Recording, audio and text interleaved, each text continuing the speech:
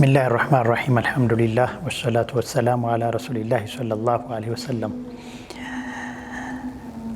እንግዲህ ያው በነብዩ አለይሂ ሰላቱ ሰላም ላይ በአካል የሚያደርሱት ስቃይ ለማድረስ ሙከራ ቢያደርጉም እንኳን ግን አላህ Subhanahu Wa Ta'ala ተበቃቸው በተከታዮቻቸው ላይ የሚያደርሱት ስቃይ ግን በስሮቻቸው ከነበሩት ሰዎች ጀመሩ ማለት ባሪያዎቻቸው የነሱ ሑር ያሏቸው በነሱ ስር ወይም ደግሞ ወላአቸው ለነሱ የሆኑትን ቤተሰቦች ደጋፊ የሌላቸው ረዳት የሌላቸው ጎሳ ብዙ ጎሳ ጠንካራ ጎሳ የሌላቸው አማኞች ጥቃት ያደርሱባቸው ጀመር እና ከነዚህም ውስጥ እንደነ ቢላል ኢብኑ ረባህ ኸባብ ኢብኑ አረት የአማርና የአማር ቤተሰቦች ሌሎችም አሚር ኢብኑ ፉሃይራ ሌሎችም ሰሃባዎች በእነዚህ በቁረይሽ መሪዎች ስቃይ ይደርስባቸው ከነበሩት ውስጥ ናቸው ኸባብ ኢብኑ አረት ረዲየላሁ ዐንሁ ኡሙ አንማር የምትባል ያው ሴት ነበረች የምታሰቃየው በእሳት ይጠበስ ነበር ወገቡ በእሳት ተለብልቧል ኋላ ሌላ ጊዜ እነ ዑመር ረዲየላሁ ዐንሁ ስልጣን ይዘው የእስላም በጎለበተበት ጊዜ ጀርባቸውን አሳዩን ብለው የኸባብን አይተው ነበር ዑመር ረዲየላሁ ዐንሁ ጠባሳ ነበረው ያ በእሳት ይቀጣበት የነበረው የሰውነት ክፍል ማለት ነው እና እነ ኸባብ በእሳት ይጠበሱ ነበር እንዲሁ ደግሞ እነ ቢላል በኡመያ አማካኝነት ወደ በረሃ ማለት በጣም ሙቀት ወዳለበት ላይ ተጥለው ትልቅ ድንጋይ ሰውነታቸው ላይ ተጭኖ እንዲሰቃዩ ይደረግ ነበር ከእምነታቸው እንዲወጡ ይደረግ ነበር ያ አላህ Subhanahu Wa Ta'ala ወፍቆት ቢላልም ብዙ የክርክር ብዙ ንግግር አይናገርም ነበር ግን በአንድ ቃል የነሱን ፍላጎት ይገታ ነበር ከባድ ነበር ቃሉ የቢላል ቃል ሁሌ አሐዱን ነበር ማለት አላህ አንድ ነው ከአላህ በስተቀር የሚያመልኩት ጌታ የለም የሚል ተደጋጋሚ ቃል ነበር የሚያሰማው ይሄ ቃል ደግሞ ለቁረይሾች ትልቅ ከባድ ነበር እሱ ነበር ወደዚህ ያነሳሳቸው ማለት ከአላህ በስተቀር ሌላ ጌታ የለም የሚለው እምነትን ማስተው ነውና አላማቸው ይሄን ግፊት በሚያደርጉበት ጊዜ በስቃይ ነገር ግን እነ ቢላል ይሄንን ቃል ነበር የሚደጋግሙት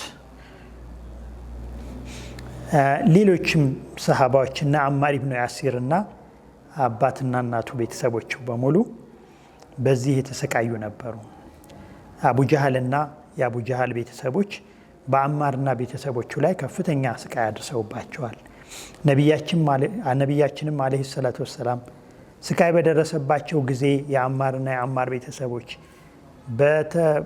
እነሱ ስቃይ በሚደርስባቸው ቦታ አልፈው ነበር ረሱል አለይሂ ሰላቱ ወሰለም ያኔ ነብዩ ምንም አቅም አልነበራቸውም ሊያደርጉላቸው የሚችሉት ነገር አልነበረም እነሱን ከማበሰር ውጪ ይሄ ስቃያችሁ ነገ ጀነትን ያስገኛችኋል እያሉ ያበረታቷቸው ነበር አብሽሩ የአለ ያሲር መውዒዱኩሙል ጀና በማለት አላህ Subhanahu Wa Ta'ala ቃል የሚገባችሁ ቃል የገባላችሁ ጀነትን ነው እያሉ ያበረታቷቸው ነበር ነብያችን አለይሂ ሰላቱ ወሰለም ሌላ ከዚህ በላይ የሚያደርጉላቸው ስላልነበረ አቅም ስላልነበረ ማለት ነው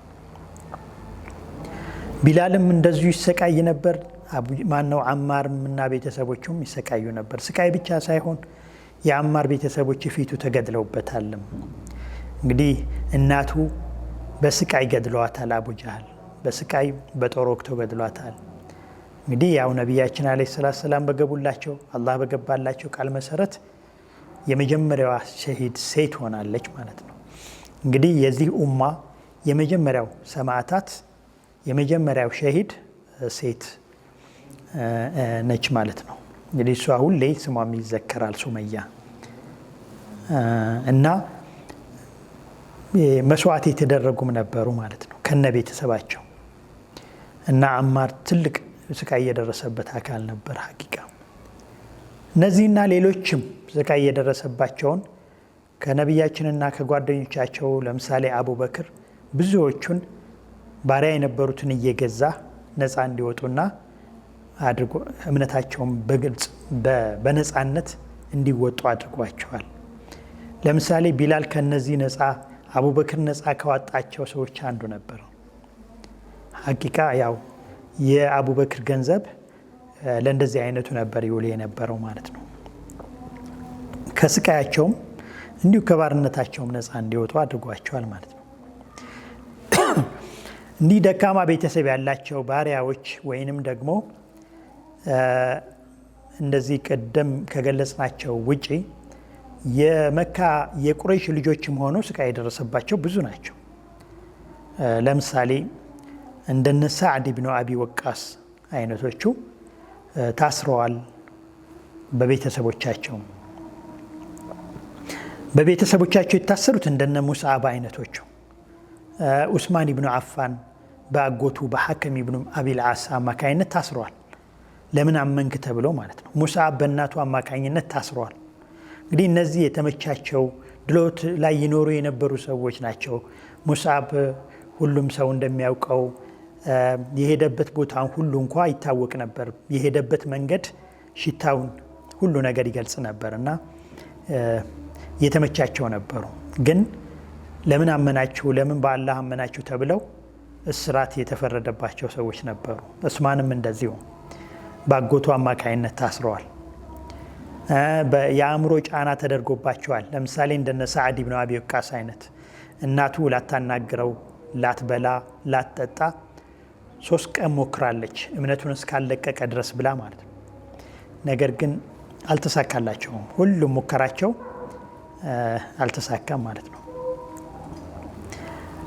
ረሱል አለይሂ ሰላቱ ወሰላም ከቤተሰቦቻቸው የደረሰባቸው ትልቅ ስቃይ የለም። ምናልባት ከቤተሰቦቻቸው ውስጥ የረሱል ተጻራሪ ሆኖ በግልጽ የወጣውና ሌሎች ደግሞ እንዲያጠቋቸው በር የከፈተው አቡ ለሀብ ብቻ ሲቀር፣ ሌሎቹ ግን ባጎታቸው በአቡ ጧሊብ አማካኝነት ያው ጠባቂ እንጂ አጥቂ አልሆኑም ማለት ነው። ሌሎቹ የረሱል አለይሂ ሰላቱ ወሰላም ቤተሰቦች ያላጠቁባቸው ምክንያት አቡ ጧሊብን በመከተል አቡ ጧሊብን በማየት ብቻ ሳይሆን ከአቡ ጧሊብ ደግሞ ውጪ ረሱል አለይሂ ሰላቱ ወሰላም ራሳቸው አንደኛ በእድሜ ትልቅ ናቸው፣ የ40 ዓመት ሰው ናቸው። እኒህ የ40 ዓመት ሰው ራሳቸው መወሰንና ነገሮችን ማስተካከል ስለሚችሉ ያው ድፍረቱንም አላገኙም ማለት ነው። በሌላም ጥገኛም አልነበሩም። ስለዚህ ያው የደረሰባቸው ስቃይ ያነሰው በዚህ ረገድ ነው ማለት ነው። አላሁ ሱብሓነሁ ወተዓላ እጠብቃቸዋለሁ የሚለው ቃል እንደተጠበቀ ሆኖ ማለት ነው። ይህ ሁሉ ታዲያ ረሱል ላይ በቀጥታ የአካል ስቃይ አልደረሰባቸውም ማለት አያዝኑም፣ አይሰማቸውም አይደለም። ያ ማለት አላሁ ሱብሓነሁ ወተዓላ ይህንን በግልጽ ነግሮናል። ቀድ ነዕለሙ ኢነሁ ለየሕዙኑከ አለዚ የቁሉን ፈኢነሁም ላ ዩከዚቡነክ ወላኪነ ዛሊሚነ ቢአያት ላሂ የጅሓዱን በማለት አላሁ ሱብሓነሁ ወተዓላ ነግሮናል። እውነት ነው። ሐዘን ገብቶክ ይሆናል። ሐዘን እንደገባህ ተረድተናል ይላል አላሁ ሱብሓነሁ ወተዓላ። እነሱ የሚሉት ነገር እንደሚያሳዝንህ እናውቃለን። ፈኢነሁም ላ ዩከዚቡነክ አንተን አይደለም እነሱ የሚያስተባብሉት፣ ምክንያቱም እውነተኛ ነክ ታማኝ ነክ ይለዋል። ያውቃሉ ታሪክህንም የኋላ ታሪክህንም። ወላኪነ ዛሊሚነ ቢአያት ላሂ የጅሓዱን በዳዮች ሁልጊዜ ባህሪያቸው በአላሁ ሱብሓነሁ ወተዓላ ተአምራቶች አያቶች መካዳቸው መሸምጠጣቸው እንጂ አንተን ውሸት ማስባላቸው አይደለም። አንተን እውነተኛ እንደሆንክ ያውቃሉ ይለና አላሁ ሱብሓነሁ ወተዓላ። ስለዚህ ነቢያችንም ያዝኑ ነበር። ልክ ነው። እሳቸውም በተከተሏቸው ሰዎች ስቃይ ሲደርስ የእሳቸውም ስቃይ ነው ሐቂቃ። እንግዲህ ረሱል አለይሂ ሰላቱ ወሰላም የመካ ቁረይሾች በሚያደርጉባቸው ፌዝ ላግጣ በተከታዮቻቸው ላይ ያደረሱት በደል፣ ግርፋት፣ ስቃይ ሃይማኖታቸውን የሚያስቀይር ወይም ከዲናቸው እንዲያፈነግጡ የሚያደርግ አልነበረም። ያው የመካ ቁረይሾች ዓላማቸው ያ ነበረ። እነሱን እንኳን መመለስ ባይችሉ አዳዲስ ሰዎች በእነሱ ተምረው ወደዚህ ዲን እንዳይገቡ ለመከላከል ያደረጉት ነበረ። ግን ረሱል ዓለይሂ ሰላቱ ሰላም ከስቃዩ በፊት ለረጅም ጊዜ ለ3 ዓመት ከዛም በላይ ሰሃባዎቻቸውን ሪድዋኑላሂ ዐለይሂም አጅመዒን አርቀም ቤት አሰልጥነዋቸዋል። ስቃይ እንደሚመጣባቸውም ቀድሞ ነግረዋቸዋል። ስለዚህ የደረሰባቸው ስቃይ የመሸከም ብቃት አዳብረዋል በስልጠና ማለት ነው። ነቢያችን ዓለይሂ ሰላቱ ሰላም አርቀም ቤት ሳሉ አርቀም ኢብኑ አቡል አርቀም ቤት በስልጠናው ሰዓት የቂንን አስተምረዋቸዋል። በአላሁ ሱብሓነሁ ወተዓላ መተማመንን አስተምረዋቸዋል። በአላህ ያላቸው የቂን ወይም እምነት የጠነከረ ነበር፣ የጎለበተ ነበር። ተልእኳቸው ዓለምን ለመምራት፣ ተልእኳቸው የዓለም ህዝብን ከራማ ለመጠበቅ፣ የሰውነትን ወይም ደግሞ ኢንሳንያን ለማምጣት ስለሆነ በዚያ ረገድ ነው የታነጹትና አሁን የሚደርስባቸው ስቃይ እንደሚራመዱት እርግጠኞች ስለነበሩ ይህን ስልጠና ወስደዋል ማለት ነው። ተልእኳቸው ሰውን እንደ አዲስ መስራት ነበር። ስለዚህ የዓለም ህዝብ መሪ ለመሆን የሚሰራ አካል በዚህ በትናንሽ ስቃዮች አይበገርም ነበርና የደረሰባቸውን ትንሽ አድርገውት ተራምደውታል ማለት ነው። እንግዲህ ነቢያችን ያሰለጠኗቸው ለአላህ ያደረን ማህበረሰብ ለመፍጠር ነው። እንግዲህ ያው ዳዋው ከጀመረ አንስቶ ትግል ውስጥ እንዳሉ ራሳቸውን አሳምነዋል። ትግል ውስጥ ናቸው ዳዋው ከተጀመረበት ጊዜ ጀምሮ።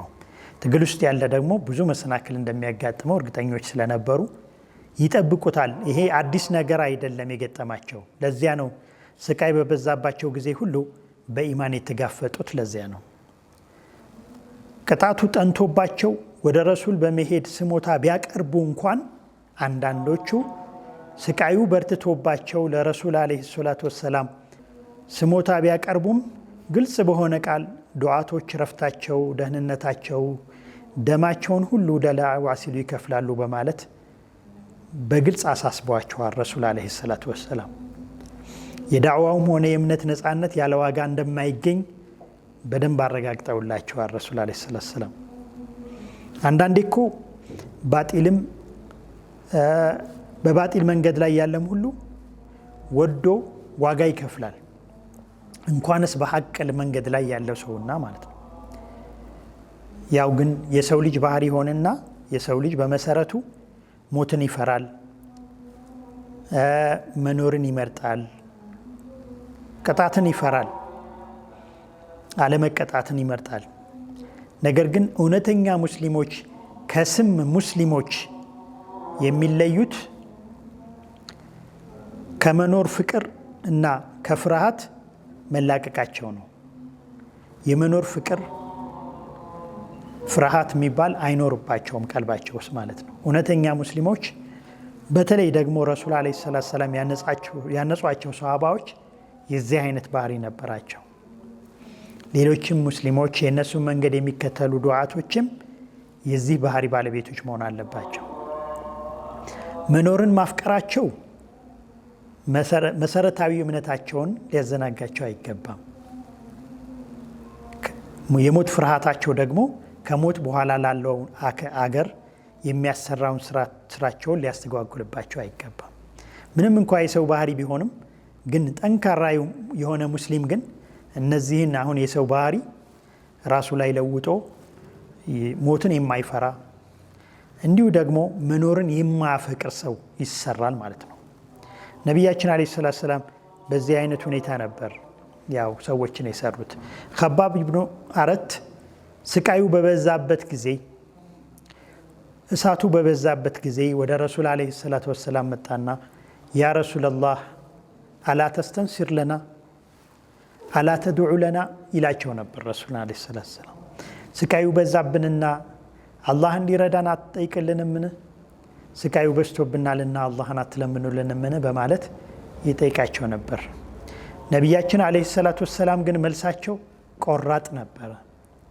ምክንያቱም ከዛ በፊት ብዙ ነገር አስተምረዋቸዋልና አሁንም ያስተማሯቸው ምን ነበር?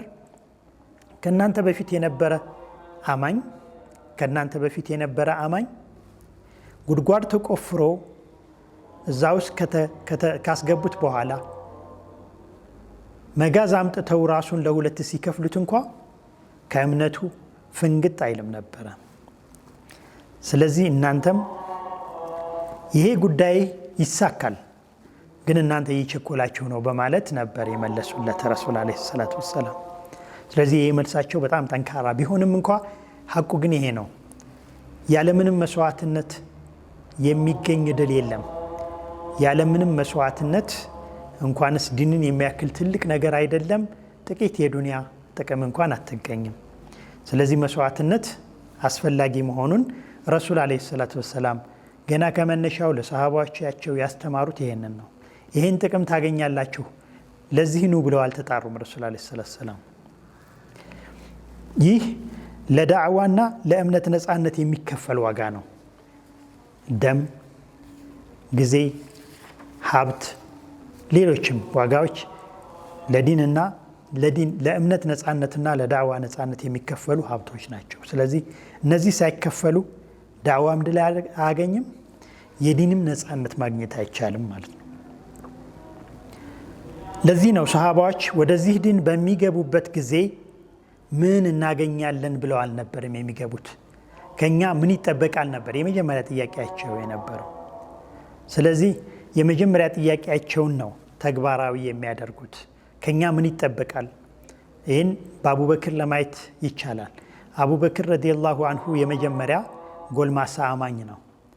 በረሱል አለይሂ ሰላቱ ወሰላም ዳዕዋው ቀርቦለት የመጀመሪያ እምነቱን ሲያምን ከኔ ምን ይጠበቃል ነው ያላቸው ረሱል አለይሂ ሰላቱ ወሰላም። የረሱልን መልስ የኔ ስራ ያንተ ስራ ነው ያሏቸው። ስለዚህ ዳዕዋ ስራቸው ነበረ። በአንድ ቀን 5 ትልልቅ ሰሃባዎችን ይዘው እንደመጡ ለማየት ሞክረናል። ስለዚህ በዳዕዋ የሚከፈል ትልቅ መስዋዕትነት አለ። ያ መስዋዕትነት ያጸዳናል፣ ያጠራናል፣ ያመጥቀናል ማለት ነው። ለዚህ ነው ሰሃባዎች ሪድዋኑላሂ ዐለይሂም አጅማዒን በዚህም መልኩ የተቀረጹና የታነጹ ስለነበሩ መካ ላይ ሆነው መካን ሳይሻገሩ የኪስራንና የቀይሰርን ሙልክ ወይም ንግስና እንደሚቆጣጠሩ ይናገሩ ነበር። የኪስራንና የቀይሰርን ንግስና እንደሚቆጣጠሩ መካን ሳይሻገሩ ይናገሩ ነበር። በኮንፊደንስ በእርግጠኝነት ሆነው ማለት ነው። እንግዲህ ይህንን ከሆነ በኋላ ቁረይሾች አንድ ታሪካዊ ስብሰባ አደረጉ። እንግዲህ ያው ያደረሱባቸው የፌዝ፣ የላግጣ፣ የስድብ እንዲሁ ደግሞ የአካል ስቃይ ተጽዕኖ ማሳደር አልቻለም። አዲስ የሚገቡ ሰዎች እየጎረፉ ነው። የነበሩት ሰዎች ከዲናቸው ምንም ንቅንቅ አይሉ። ስለዚህ ቁረይሾች ሌላ ስልት መቀየስ ይኖርባቸዋል። ለዚህ አንድ ስብሰባ ወይም ነድዋ አደረጉ። ምን እንደሚያዋጣ ተነጋገሩ። ስለዚህ የመጀመሪያ የመረጡት ነገር ከነቢዩ አለይሂ ሰላቱ ወሰላም ጋር በቀጥታ የሚደረግ ድርድርን መረጡ። እንግዲህ ይሄ ስቃይ ማድረሱ፣ ጦርነቱ፣ መሳደቡ እንዳላዋጣ ተረዱ። ስለዚህ አሁን ሊያዋጣ የሚችለው ደግሞ በዚህ ሰዓት መደራደር ነው ብለው ይህንን ስብሰባ የመራው ወሊድ ኢብኑ ሙጊራ ግን ይህንን በቃ ድርድር እንደሚያዋጣና ለድርድር ደግሞ ሰው መምረጥ እንዳለባቸው ተነጋገሩ ማለት ነው። ለዚህ ድርድር አዋጪ ይሆናል ብለው የመረጡት ዑትባ ኢብኑ ረቢዓ የሚባለውን መሪያቸውን፣ ንግግር አዋቂ እና ታዋቂ የነበረውን ሰዋቸውን ነበር።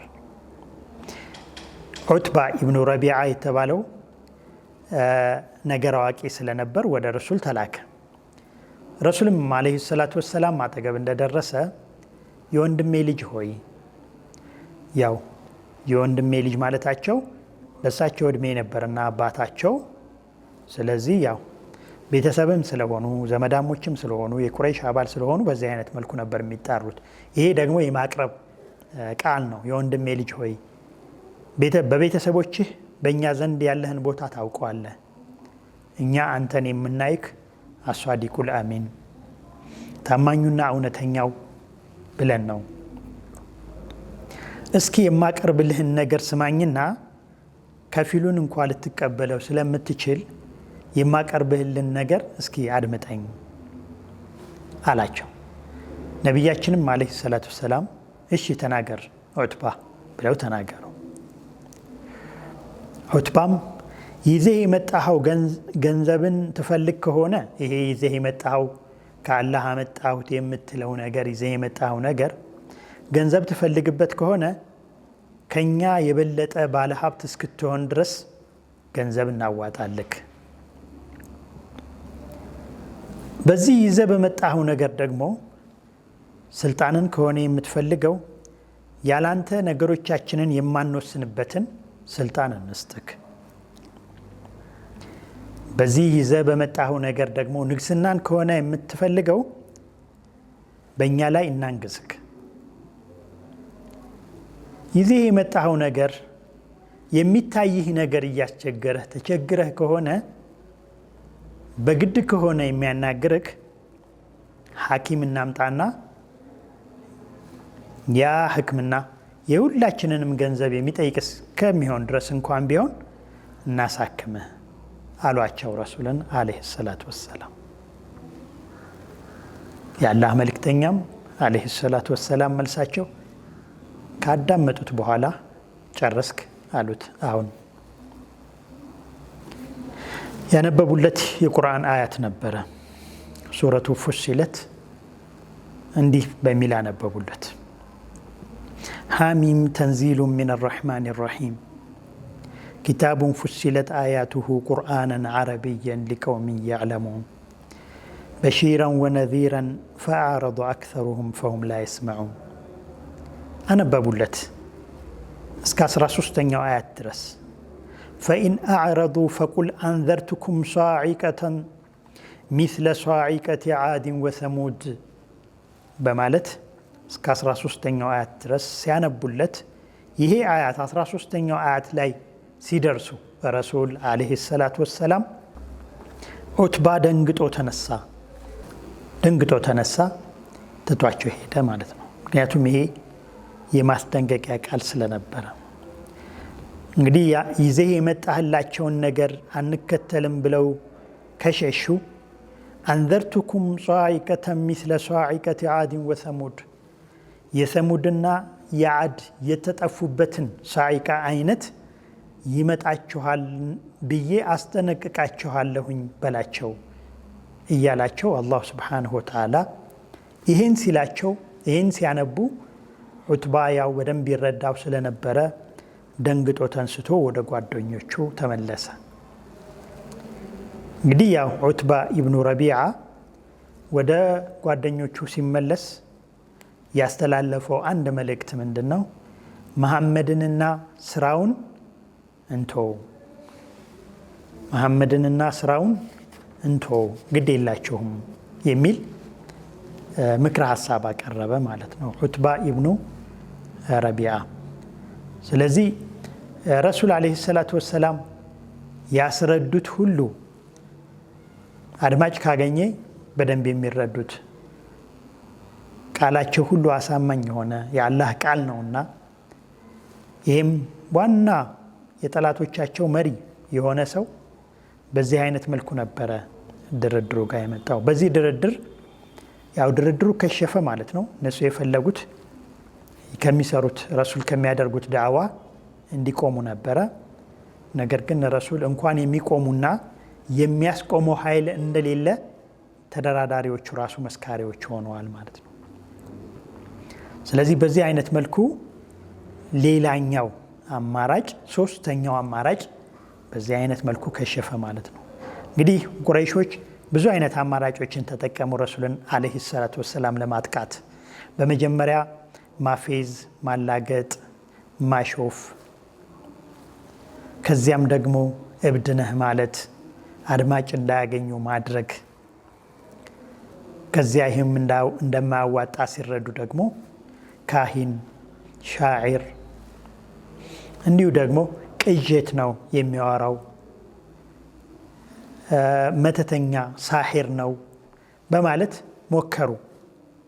ይህም አልተሳካም። ምንም እንኳ የሰውን አእምሮ የሚጎዳ ቃል ቢናገሩም ቢሳደቡም ነገር ግን አድማጭ አላገኘም ወይም ደግሞ ያሰቡት ዓላማ ሊሳካላቸው አልቻለም።